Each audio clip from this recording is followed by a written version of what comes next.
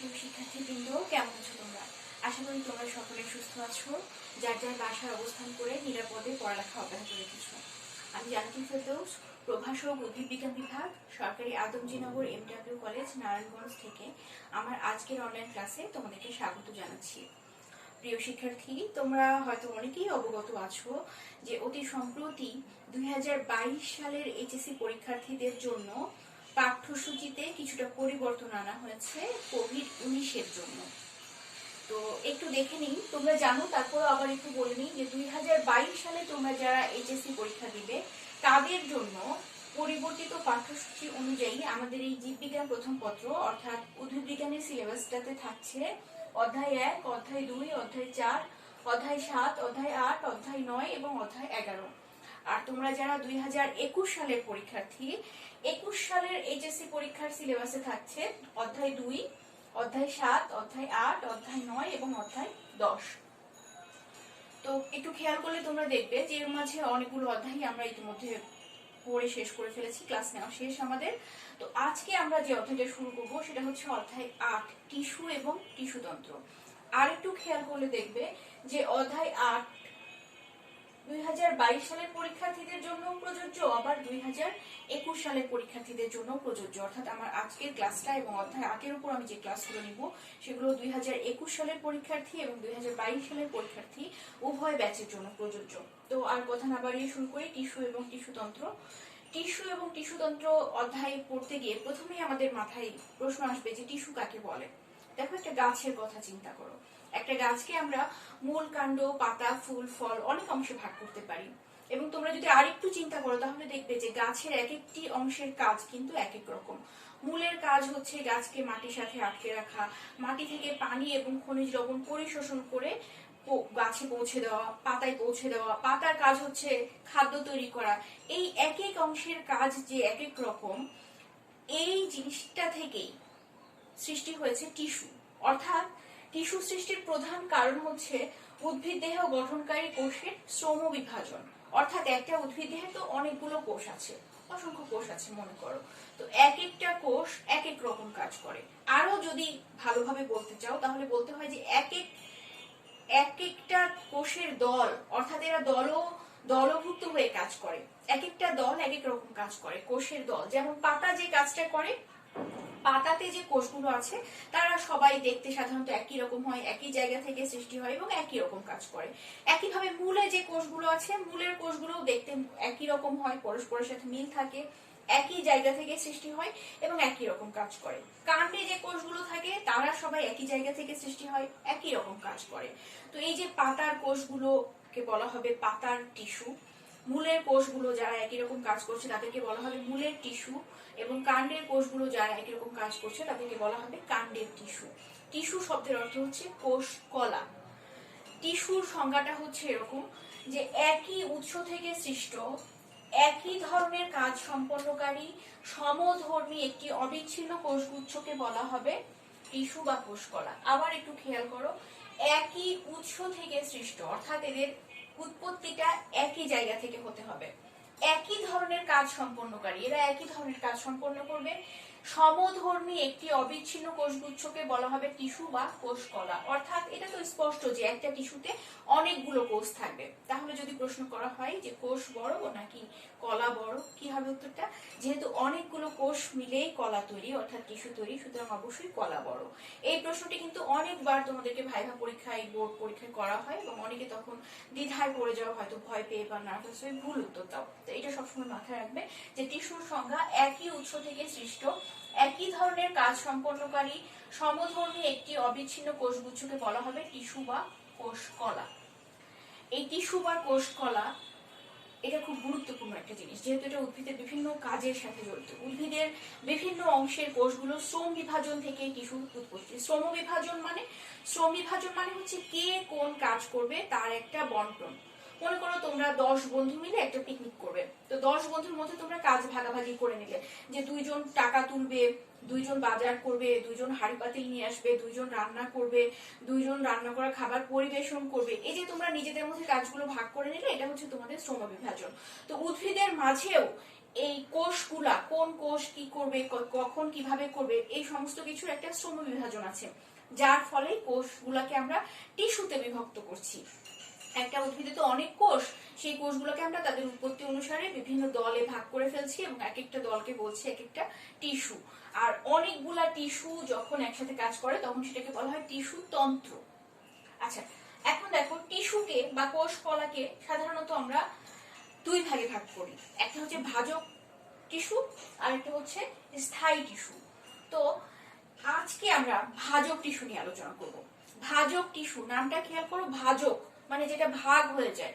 ভাগ হয়ে যায় মানে হচ্ছে একটা থেকে দুইটা বিভাজিত হয়, দুইটা থেকে চারটা, এভাবে সংখ্যায় বাড়তে থাকে, এটা হচ্ছে ভাজক টিস্যু। একটা উদ্ভিদ ছোট থেকে, চারা গাছ একটা উদ্ভিদ থেকে যখন ক্রমে ক্রমে বড় হয় তখন কিন্তু এটা লম্বায় বৃদ্ধি পায়, প্লাস সাথে সাথে আবার প্রস্থেও বৃদ্ধি পায়।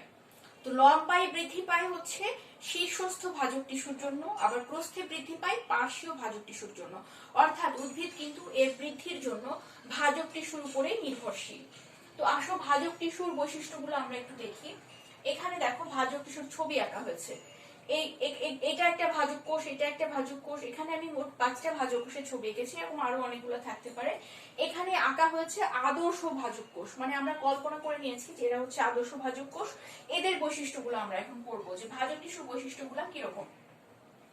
কোষগুলো জীবিত, ভাজক টিস্যুর কোষগুলো অবশ্যই জীবিত হবে, যেহেতু এরা বিভাজিত হচ্ছে, সংখ্যা বৃদ্ধি করছে, অতএব এরা অবশ্যই জীবিত হবে। অপেক্ষাকৃত ছোট, মানে স্থায়ী টিস্যুর কোষগুলো যে ছোট হয়, এবং সমব্যাসীয়। সমব্যাসীয় অর্থ ব্যাস মানে কি, একটা বৃত্ত যদি আঁকি, বৃত্তের কেন্দ্র বরাবর যে রেখাটা চলে যায় কেন্দ্র বরাবর, সেটা হচ্ছে ব্যাস। তো সমব্যাসীয় মানে হচ্ছে এই ভাজক কোষগুলো সাধারণত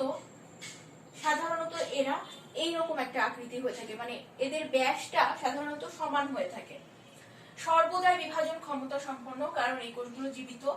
ভাজক কোষগুলো সাধারণত আয়তাকার, ডিম্বাকার, পঞ্চভুজাকার বা ষড়ভুজাকার হয়ে থাকে আকৃতিতে।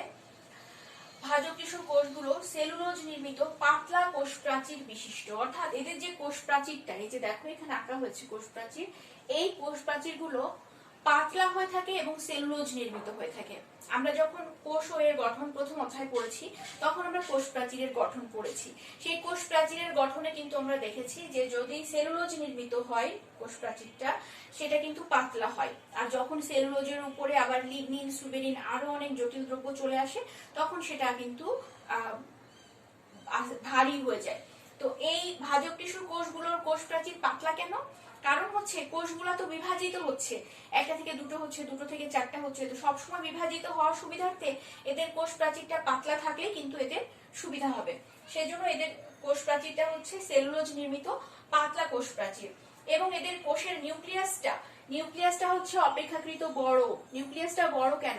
কারণ হচ্ছে কোষটা বিভাজিত হচ্ছে, নিউক্লিয়াস যদি বড় না হয় তাহলে বিভাজনের সুবিধা হবে না। আমরা কোষ বিভাজন অধ্যায় থেকে কিন্তু এটা জানি যে কোষের নিউক্লিয়াস অপেক্ষাকৃত বড়, এবং এই ভাজক কোষের যে সাইটোপ্লাজম গুলো, এগুলো দানাদার এবং ঘন। সাইটোপ্লাজম ঘন, দানাদার এবং বড় নিউক্লিয়াস থাকলে কোষটি বিভাজন ক্ষমতা বেশি থাকে। অর্থাৎ একটা কোষ বিভাজিত হতে গেলে তাতে যদি ঘন সাইটোপ্লাজম থাকে, বড় নিউক্লিয়াস থাকে, তাহলে সহজেই সেটি বিভাজিত হয়ে একটি থেকে দুটিতে পরিণত হতে পারে। যেহেতু ভাজক টিস্যুর কোষগুলোর প্রধান বৈশিষ্ট্যই হচ্ছে এরা বিভাজিত হবে, সুতরাং এতে এই বৈশিষ্ট্যগুলো থাকে। এতে কোনো কোষ গহ্বর থাকে না। এখানে দেখো যে কয়েকটা কোষ এঁকেছি, তার মাঝে কিন্তু কোনো কোষ গহ্বর নাই, কোষ গহ্বর থাকে না। কোষগুলো ঘন সন্নিবিষ্ট হওয়ায় আন্তঃকোষীয় ফাঁকা স্থান থাকে না, অর্থাৎ কোষগুলো একে অপরের সাথে এত ঘনভাবে সন্নিবিষ্টভাবে থাকে যে এখানে কোনো দুইটা কোষের মাঝে যে ফাঁকা স্থান সেটা থাকে না। যে কোনো দুইটা কোষের মাঝে ফাঁকা স্থানটাকেই বলা হয় আন্তঃকোষীয় ফাঁকা স্থান। এই কোষগুলো যেহেতু ঘন সন্নিবিষ্টভাবে অবস্থান করে, তাই এখানে কোনো আন্তঃকোষীয় ফাঁকা স্থান নাই, এখানে কোনো কোষ গহ্বর নাই। এই কোষগুলো কিন্তু আদর্শ ভাজক কোষ, সবসময় বিভাজন করছে, অর্থাৎ এদের বিপাকীয় হারটা বেশি, সর্বদাই সক্রিয় বিপাকীয় অবস্থায় থাকে, এই কোষের বিপাকীয় হার বেশি। এই কোষে, ভাজক কোষে সঞ্চিত খাদ্য থাকে না, খরিত বস্তু থাকে না, বর্জ্য পদার্থ থাকে না।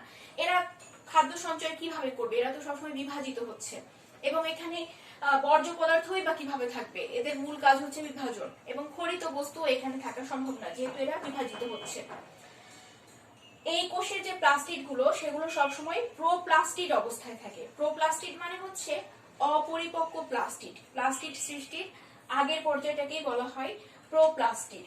এই কোষগুলো আকারে ছোট এবং দৈর্ঘ্য প্রস্থে প্রায় সমান। দৈর্ঘ্য প্রস্থে প্রায় সমান, এই এই কথাটাই কিন্তু প্রথম বৈশিষ্ট্যটাতে আমরা পড়েছিলাম যে এরা সমব্যাসীয়, অর্থাৎ এরা দৈর্ঘ্য প্রস্থে প্রায় সমান। এই হচ্ছে আদর্শ ভাজক কোষের বৈশিষ্ট্যগুলা। মূল বৈশিষ্ট্যগুলো হচ্ছে যে কোষগুলো জীবিত, অপেক্ষাকৃত ছোট এবং সমবেশীয়। কোষের কোষ প্রাচীরটা পাতলা, সেলুলোজ নির্মিত। এখানে ঘন সাইটোপ্লাজম আছে, বড় নিউক্লিয়াস আছে, কোষে বিপাকীয় হার বেশি। এই কোষে কোনো আন্তঃকোষীয় ফাঁকা স্থান এবং কোষ গহ্বর থাকে না। প্লাস্টিড গুলো প্রোপ্লাস্টিড অবস্থায় থাকে, কোষগুলো অপেক্ষাকৃত ছোট। আর এই যে ভাজক কোষ, অর্থাৎ অনেকগুলো ভাজক কোষ মিলে যে ভাজক টিস্যু, এর কাজ কি? এর কাজ হচ্ছে উদ্ভিদকে দৈর্ঘ্যে বৃদ্ধি হতে সহায়তা করা, অর্থাৎ একটা ছোট উদ্ভিদ, চারা উদ্ভিদ থেকে আস্তে আস্তে এটা লম্বায় বৃদ্ধি প্রাপ্ত হয় ভাজক টিস্যুর কারণে, কারণ শীর্ষস্থ অঞ্চলগুলোতে ভাজক টিস্যু অবস্থান করে। একইভাবে প্রস্থে বৃদ্ধি প্রাপ্ত হতে সাহায্য করাও এই ভাজক টিস্যুর কাজ।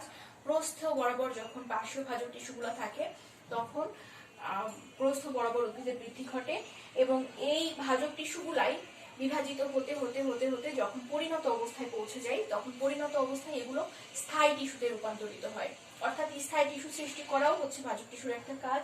এবং আরেকটা কাজ হচ্ছে ক্ষত স্থান পূর্ণ করা, অর্থাৎ উদ্ভিদের বৃদ্ধিকালে যখন যদি কোনো ক্ষত তৈরি হয়, ক্ষত স্থান পূর্ণ করাটাও এই ভাজক টিস্যুর কাজ। এই হচ্ছে ভাজক টিস্যুর বৈশিষ্ট্যগুলো। আশা করি আমরা এটা বুঝতে পেরেছি, এবং না বুঝলে আমরা অবশ্যই প্রশ্ন করবো যে কোনটুকু বুঝছি না, কেন বুঝছি না। তো ভাজক টিস্যুর এই কাজগুলো আমরা খুব মনোযোগ দিয়ে, আমার মনে হয় যে আজকের এই লেকচারটুকু শুনলেই এটা তোমাদের পুরোটাই মনে থাকবে। তারপরে তোমরা বাসায় আরেকবার পড়ে রাখবে। আর এরপরে আমরা স্থায়ী টিস্যু শুরু করবো এবং ভাজক টিস্যুর যে শ্রেণীবিন্যাস আছে সেটি শুরু করব। তো সবাই ভালো থেকো, বাসায় পড়ালেখা অব্যাহত রেখো এবং কোভিড-19 থেকে সাবধানে থেকো। আল্লাহ হাফিজ।